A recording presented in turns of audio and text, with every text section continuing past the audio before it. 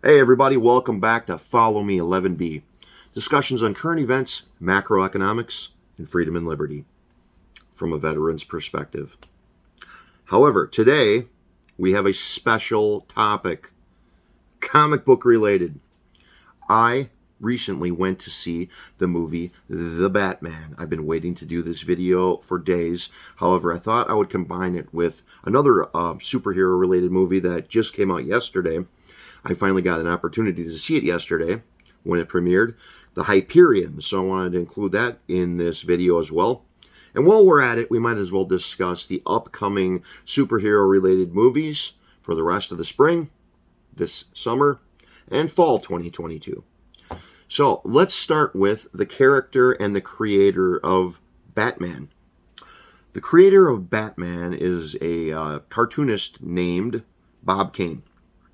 Bob Kane was a cartoonist, the kind of guy that draws the funnies in the newspaper in the 30s. So I'll give you a little bit more backstory on that. I'm going to take it straight from a book I got years ago. I've read several times. It's a great tome of information if you want to learn about the history of comics.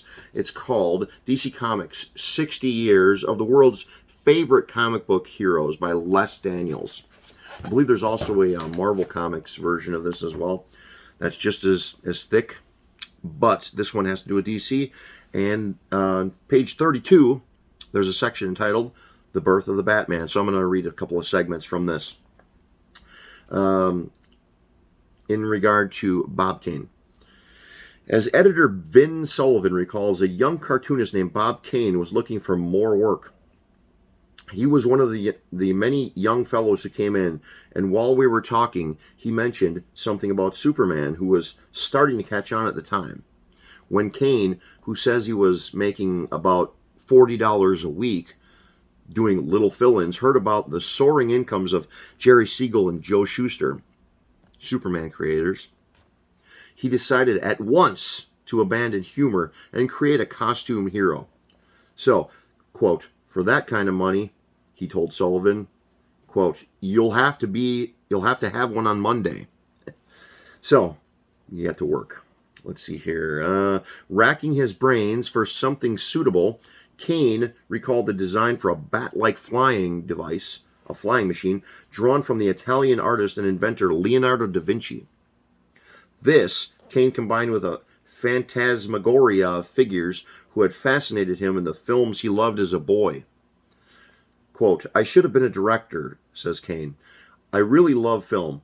I'd go to these little bijou theaters on Saturday around noon, and I wouldn't leave till 7 o'clock at night when my mother came in yelling. The image of a masked man battling evil with extravagant displays of acrobatics came from the 1921 movie The Mark of Zorro, starring silent screen legend Douglas Fairbanks. The Zorro character, played Playboy by day and Avenger by night, was created by novelist Johnston McCulley and made Fairbanks the hero of millions of boys. Yet bad guys played their part in the look of Batman too. Kane had been struck by the Bat Whisperers, 1930, the second screen version of Mary Robert Reinhardt's mystery play The Bat. Chester Morris was the star, as Kane notes. Quote, he was the villain, but he wore a bat costume. Further inspiration came from the atmospheric horror films of the era, notably the 1931 Dracula, starring Bela Lugosi. So that's just a little backstory on the character of the Batman. His first appearance was in Detective Comics, number 27, May 1939. So the Bat's been around for quite some time. So let's get to today. I went to see the Batman movie, The Batman. What did I like? What did I not like? Let's start with what I liked. I liked that I believe his name is Robert Pattinson. And believe it or not, I haven't seen his other work, as you may be surprised over. May be surprised to hear, but I haven't seen the Twilight movies. It is on my to-do list, especially now. But haven't seen him, but I know he's kind of famous for the wild hair and that specific look from those movies. He kind of brought with him to this movie. But I thought he looked good in the suit. I thought he was a credible Batman in the suit. He looked like Batman. What I didn't like about it was, as Bruce Wayne, I don't think he struck me as Bruce Wayne. Like I said, he has the wild hair, like he just woke up at 3 o'clock in the afternoon and hasn't brushed his hair all day. I also didn't like the way he acted as Bruce Wayne.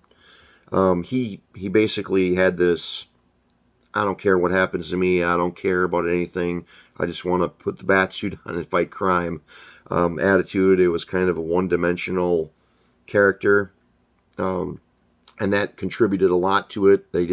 He seemed like he didn't care about being Bruce Wayne at all. He just totally transferred his whole persona into being Batman. But that said, I've seen worse at Bruce Wayne and Batman. I'll just say the words Batman and Robin. What was it, 1997? I mean, I don't think I need to say any more than that. But what else did I like about this movie? I liked that they had the Bat Cycle made several appearances. I liked that they had a decent Batmobile. But what I didn't like about the Batmobile was a few things. It was a tough Batmobile. It was a fast Batmobile like you'd expect, but what I didn't like about it was basically a muscle car on air shocks with giant tires. I did not like it. Didn't seem iconic to me. I mean, you put that in a lineup with a couple of cars from the Fast and Furious series and ask somebody which one of these is the Batmobile, they wouldn't be able to tell. Now, if you put a couple Fast and Furious cars with the Batmobile from the 1960s TV show even, or from the Michael Keaton, Tim Burton Batman, or from the Christian Bale Batman movies, I mean, all of those, you'd be able to pick out the Batmobile immediately. I don't think you'd be able to do that in this. It looked like a muscle car and air shocks. Another thing I didn't like about the Batmobile this time around was that the windows were not tinted. So I thought that was kind of strange because, you want to keep a low profile. You want people to not see what you're doing, especially when you're wearing a bat suit. So I did not like that. I thought that was not great. What did I like? I really liked the Penguin, how they portrayed him as a mob boss and kind of like a Scarface type of mob boss with a bunch of, cuts and healed up scarring on his face, and he was kind of trigger happy. He didn't have the long nose. He didn't walk funny. He just, for some reason, they call him Penguin. I don't know. But he ran a club, and it had a bunch of shady characters that spent time there. So by the end of this movie, I think he kind of moved up a couple pegs in the, a couple of notches in the pecking order of the underworld. But one Easter egg I really liked about this as well was that, I didn't even know this, that was Colin Farrell. Colin Farrell that played the Penguin, and I did not know that. I thought he gave a great performance. I had no idea it was Colin Farrell. Great makeup. But that was a plus for sure. One other thing I'm not sure if I liked or I didn't like. I liked the acting. I liked the performance by the actor that played the Riddler. I'm not, Paul Dano, maybe? Dino? I don't know. You have to look that up. But played the Riddler. And I think he did a credible job. I liked his take on insanity. He was clearly insane, but he was a slight step above the Joker. He wasn't totally off the rails. seemed like he planned a lot more than the Joker would plan. Joker just kind of flies by the seat of his pants. The Riddler plans things out methodically. But what I didn't like necessarily about this version of the Riddler is they kind of turned him into a Jigsaw from the Saw movies type of villain, where he'd like kidnap people and then he'd create these elaborate traps that, pretty much killed them all the people that he got into these traps. But then he'd give them some opportunities to escape if they could solve these riddles and so forth. But I'm not exactly sure how I feel about that. I'm still kind of mulling that over. I'll let you, the viewer, be the judge. But that's kind of, I'm on the fence. Now, the last thing I wanted to say is about what I didn't like is you guys all know that from if you watch my previous videos that, if you've got a minority character or a black character or a white character, I don't really care. But I don't like it when it seems like studios are doing this as part of their formula to be more diverse. They're changing like traditional white characters into minority characters. And they did it a couple more times in this movie. Most obvious and most notably was they have turned Commissioner Gordon into an African American, which is weird. Now, that said, after I got over the initial, like, what? I kind of forgot about it because the actor who is Jeffrey Wright, I believe is his name, did a great job. And I really liked the performance. So I'm on board with Jeffrey Wright now, but it was just weird. I'll like it. I mean, if they've got a new character that they want to bring in, fine. I just don't like it when they change traditionally, like a white character to a black character. I wouldn't like it anymore if they changed a black character to a white character. But it's just, the comic book fan in me, the real comic book fan. Most people that go to the theater and watch it that haven't been following the comics since they were 11 years old probably won't even notice. Another thing I didn't know, and another character that they did that to also was the Catwoman, who actually happens to be what's her name? Zoe Kravitz, who actually happens to be Lenny Kravitz's daughter. So, another thing that has to do with her as well, the Catwoman character, that I thought was, kind of the woke agenda trying to, stick a couple other Easter eggs of their own in there is in the first, I don't know, half hour of you meeting the Catwoman character, you also meet her girlfriend. So, and then she is subsequently disappears, and I think that this is another plot problem of this movie is that Batman and Catwoman have always kind of been a thing throughout the comics, and that's kind of a problem if you're a comic book enthusiast that's been following this for years and years. However, that said, this is the worst. I think this is worse as far as the plot hole. She loses her girlfriend. Spoiler alert, girlfriend dies. And not 30 minutes into the movie later, she's locking lips with Bruce Wayne.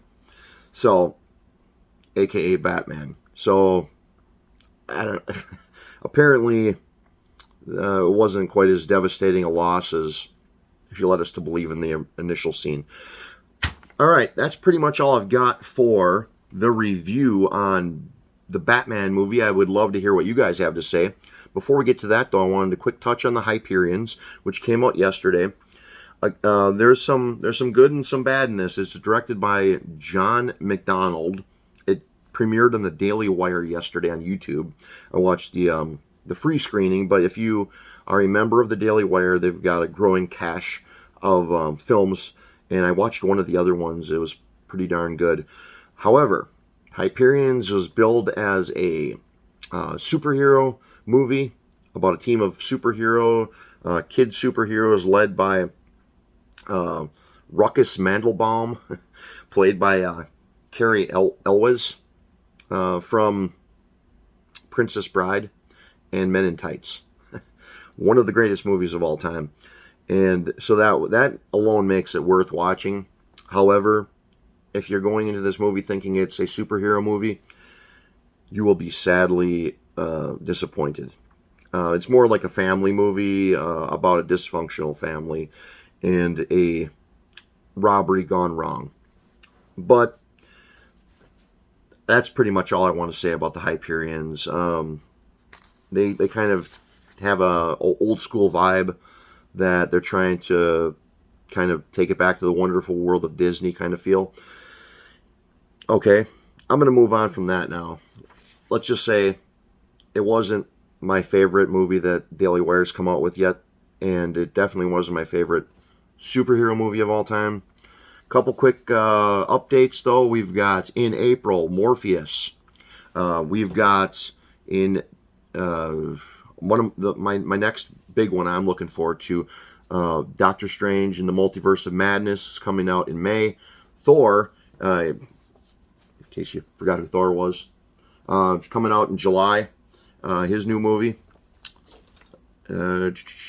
Samaritan. This is going to be something that I'll probably check out. I have no idea if it's going to be good or bad. I don't even have a gut feeling about this at this point. I know so little about it, but it is about a kind of a retired or has a superhero that disappeared for 20 years, played by Sylvester Stallone, and a kid goes and kind of searches him out and finds him, I guess. That's pretty much all I know about it. And that's in August. This fall, we've got Black Adam with The Rock, Dwayne Johnson. It's a Shazam spinoff. And, going to blow your mind here, we got the Flash movie that is, where's my Flash prop? The Flash movie is coming out this fall. I believe it was November.